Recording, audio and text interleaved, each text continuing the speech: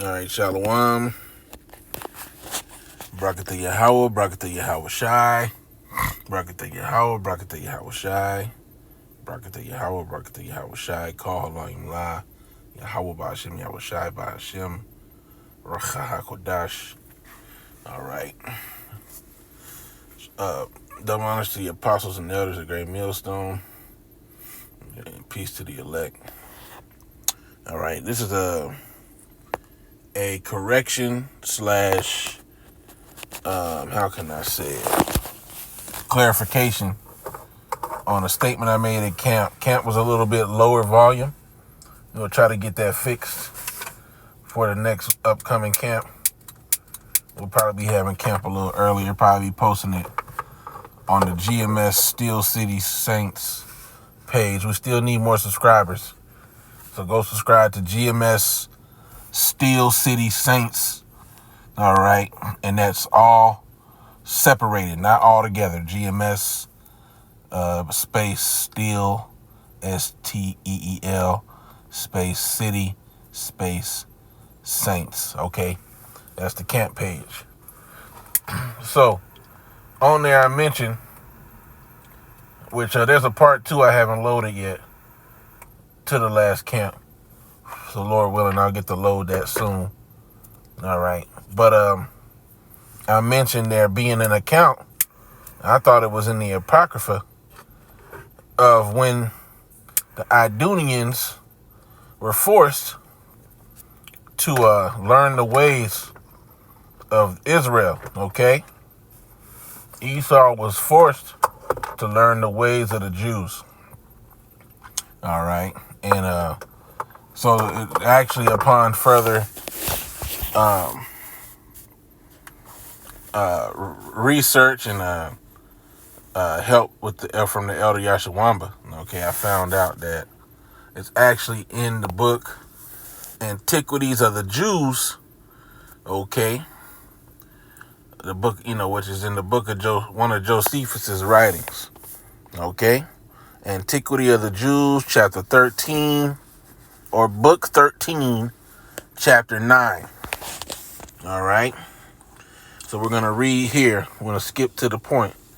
It says, Hyrcanus also, so John Hyrcanus is the individual name who forced the Edomites to convert into quote unquote what we know today as Judaism, okay? Where they learned they had to be circumcised and learn the laws of Israel. It says Hyrcanus took also, let me zoom in, Dora and Marissa, cities of Idumea, and subdued all the Idumeans, and permitted them to stay in that country if they would circumcise their genitals and make use of the laws of, Israel. And they were so desirous of living in the country of their forefathers that they submitted to the use of circumcision and the rest of the Israelitish ways of living, at which time therefore this befell them, that they were hereafter no other than the Israelites. So basically they were made like unto Israel, which, what do they call themselves today? They say they're, ish, okay, which means like unto. All right, let's get that suffix. Let's see, define suffix ish. Ish forms adjective that means somewhat like, somewhat of or related to, which they're not related to. Okay, childish, like a child. So they became Israelite like, similar to, somewhat, you see, rather or similar to. Okay, implies that something is only partially or slightly that quality. Okay.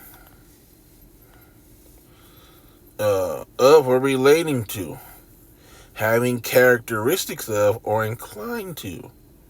You see? When added to nouns, it creates an adjective describing someone who has the traits of that noun or is prone to it. So they had characteristics of being like the Israelites. And I believe it was said, and I can't exactly tell you who said it, but the reason I remember it is because I believe it was said by one of the elders that if not for sure that this is what happened, but they believe that this was the account that led to having Khazars, Edomite converts into Yahudiism, right? That we have today. Okay. The scriptures say what?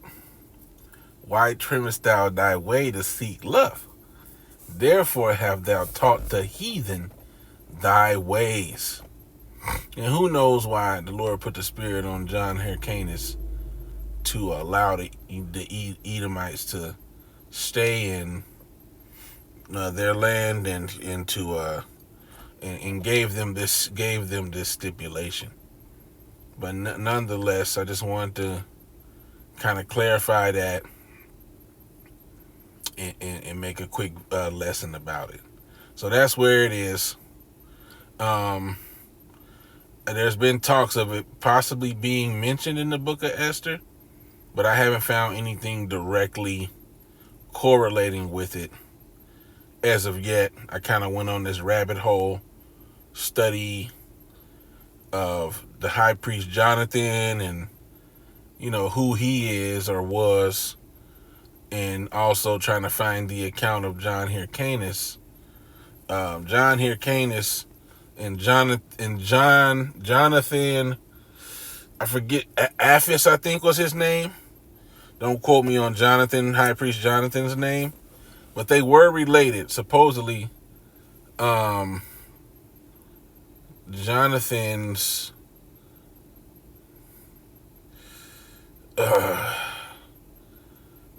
father's brother had John Hyrcanus, something of that nature. Salakia. I studied it like a day and a half ago or something, and it's kind of slips me. And the thing about going through the history is it can get a little long-winded. So, either way, they weren't the same individual. I was thinking that they might have been the same. There are similarities in what they both did. Apparently, they both sent emissaries, or they both entreated Rome to reignite their friendly relationship.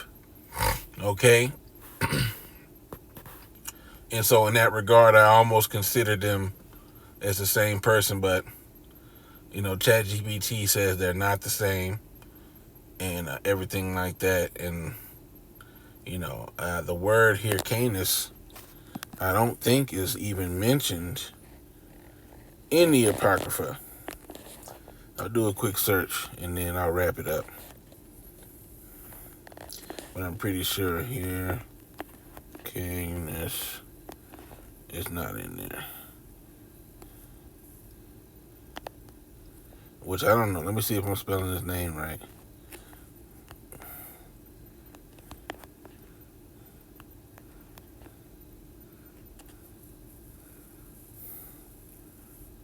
Hyrcanus. Yeah, I'm spelling it right.